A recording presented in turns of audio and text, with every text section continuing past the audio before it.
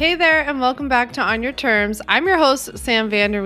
I thought we would just do a little bit of a personal catch up today. I'll be honest, I was supposed to record an episode on business tips that I'm sick of hearing, which I would love to follow up on. I will record that episode if you would like me to.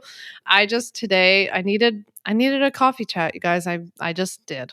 So I have not been doing great grief wise. I promise not to talk about grief this whole episode, but I do have to mention it because frankly, it's the biggest thing in my life at the moment. I've really not been doing well, and I feel like I've been trying to hold that together and not really tell anybody and not like let it on. And hopefully by the time that this episode airs, I'm feeling a little bit better than I am here in mid September. But right now, it is not good. Like I've had to start to wave the white flag and say, guys, I am not okay, and back down from some things and just kind of recalibrate, I guess.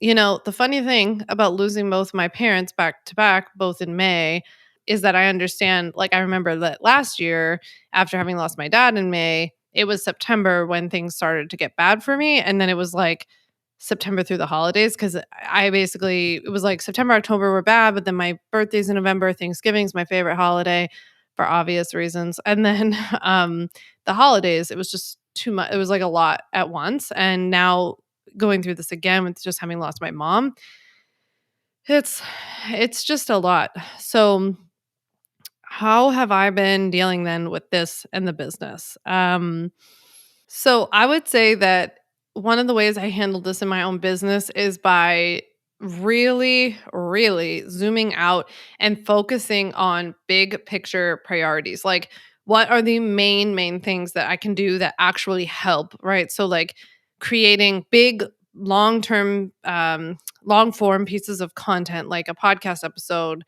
is so much more important to me right now than like making a single Instagram post because this can have lasting power. It can drive traffic to things, but I don't need to be doing lots of little things. I don't need to say yes to every opportunity. I don't need to extend myself to like, I can hold firmer my boundaries. Like, I only do paid trainings for people, and I've done that now for years. So, like, I have to turn certain things down and, all that kind of stuff. So, I think just getting like really big pictures, zooming out, being like, this is all I can do. This is great. This is enough. That's really important for me. I mean, I do have to say, like, I wouldn't have been able to do all this at the very beginning because like I wouldn't have been able to afford to.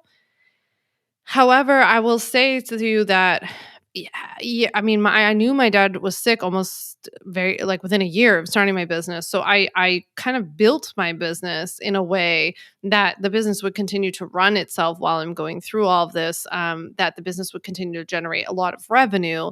And so it's like, yeah, on the one hand, it's easy for me to say, but on the other hand, it was really intentional. And I built it this way so that the business is making a lot of money while I'm not doing very much.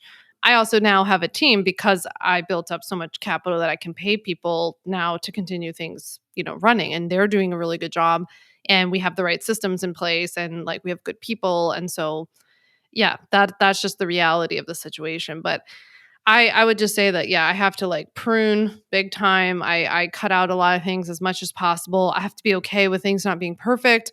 I have to be okay with everything not being the exact way that I would do it if I was doing it, because the point is I can't do it.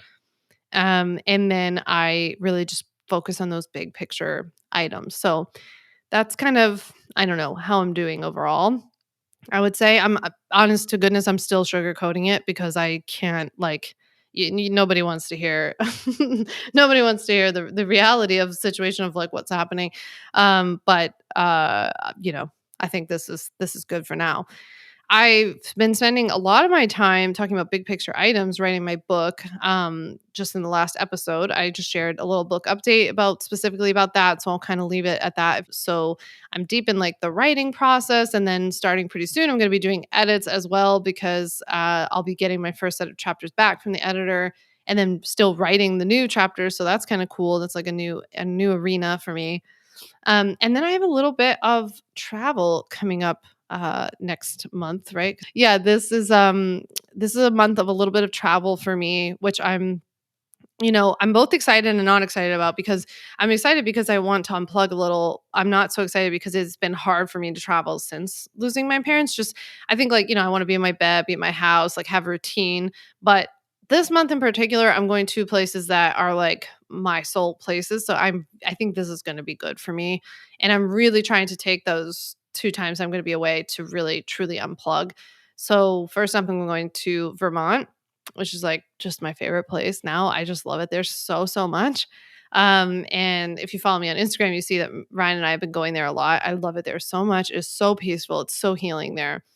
And then at the end, towards the end of the month, I'm going to Mexico. I'm going to the west coast of Mexico again. I find it also so peaceful, so beautiful. I'm gonna just lay around, and they have this chocolate smoothie where I'm going. I've been there before. um, it's like this cacao smoothie. It's insane, and they put like cacao nibs on top. It's so good. So I just can't wait. So I'm really looking forward to that. By the way, I don't know if I've ever told you this, but my like big picture goal when I started my business, I had a number of goals. I wanted to buy another house. I wanted to move. I wanted to be close to water. I wanted to write a book, and I wanted to buy an electric car. Those were like my three big things. So since having my business, I've bought two different houses, and then I have bought my electric car a couple years ago, and then I'm obviously writing a book. So that I was like really surprised the other day. I keep my like long-term goals in Asana, and I was like, I haven't added anything else. So one of the things I really want to do now is I really want to buy more land, like different places. I'm really into buying land. I guess I'm really into like very peaceful and slow things at the moment. So I really want to buy land, and going to Vermont so much has made me really want to buy land in Vermont. I mean, I'm talking giant hunkin' piece of land, like giant. Like we have land here. I mean, a little bit of land, but like, I mean, considering like where I grew up in Philly, you had nothing. You had like 37 feet.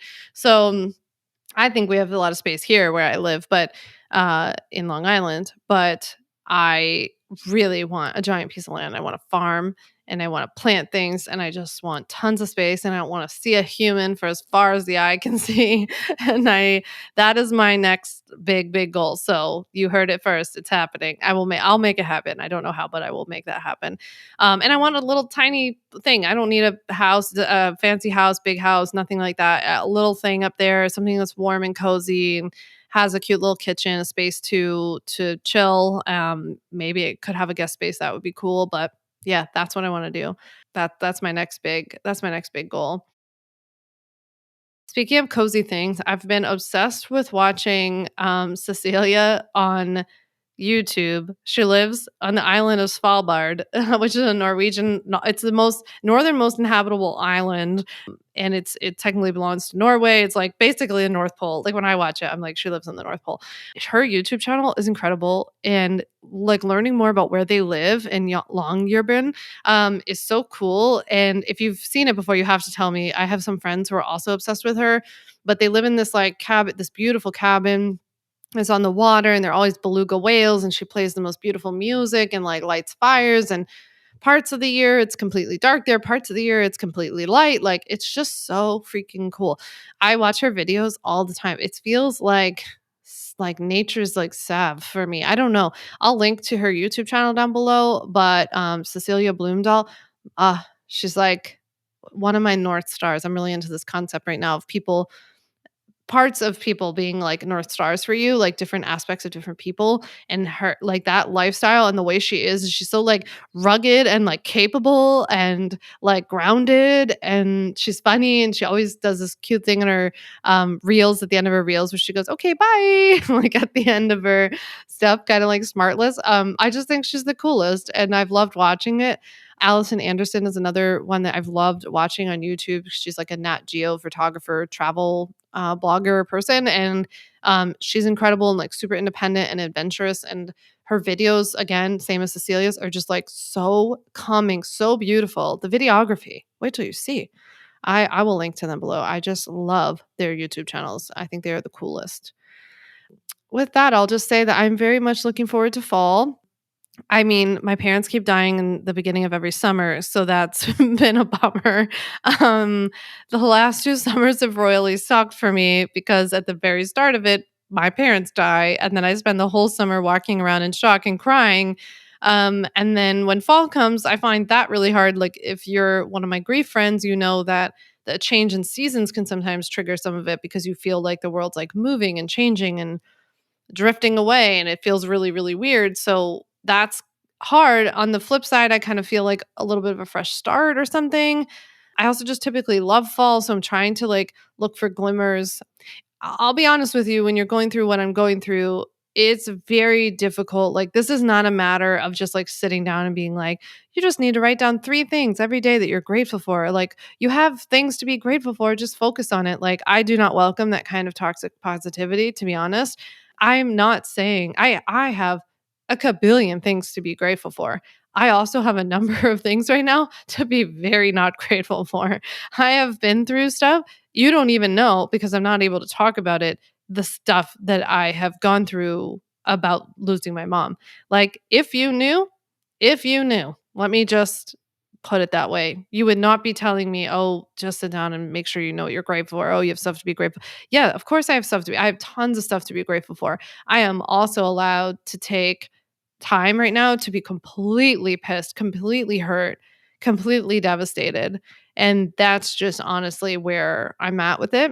So I try to look for glimmers, but not to look for glimmers as if like the glimmers somehow erase or like move over the bad stuff, but just to continue to flex that muscle of like, there is still good, there is still good. Because I'll be honest, I'm in that place right now where I'm like, nothing is good, everything sucks, everyone's dying, this whole place sucks, the environment's burning up. It's hard for me to see the forest through the trees at the moment. And so I am practicing that, but not as a way of gaslighting my own pain. Do you know what I mean? It's a hard balance. It's a hard balance between like seeing the positivity and remaining positive and not erasing what you're going through. And like it's just like if anybody was going through what I'm going through right now, they wouldn't be sitting around making gratitude lists. I don't know. That's just how I feel about it. And I think you're entitled to that time. Everybody's entitled to this time. You're allowed to pout. And so that's my take. That's my little update. One day I hope that these updates are super positive and sunshiny for you, but I am always very honest about where I'm at to the best extent. It's not that I'm not being honest, but I can't say every single thing that's going on right now, nor would I want to. I don't want to drag other people through it, let alone can't. And I I just hope that one day, for your sake and for my sake, I feel something like myself or like I used to. I don't know. Maybe I don't want to feel like I used to, but want to feel like myself again and like grief doesn't consume me. And I'm just very, very fresh. I'm very early in the grief stages. So I think it'll happen, but I want you to know that I know that it's not always fun to listen to this, but that I also know it's the reality of my situation right now. So I appreciate you listening and sticking through. Of course, I welcome your feedback and your thoughts and comments. You should reach out to me anytime. DM me at Sam Vander Wielen on Instagram. Thanks so much for listening. And I can't wait to chat with you in a couple days. I have a fun little quickie episode coming for you about some stuff I heard some bros overheard some bros saying at the US Open. So listen for that one. All right. Talk to you soon. Thanks so much for listening to the On Your Terms podcast. Make sure to follow on Apple Podcasts, Spotify, or wherever you like to listen to podcasts. You can also check out all of our podcast episodes, show notes, links, and more at samvanderwielen.com/podcast. You can learn more about legally protecting your business and take my free legal workshop, 5 Steps to Legally Protect and Grow Your Online Business at samvanderwielen.com. And to stay connected and follow along, follow me on Instagram at samvanderwielen and send me a DM to say hi.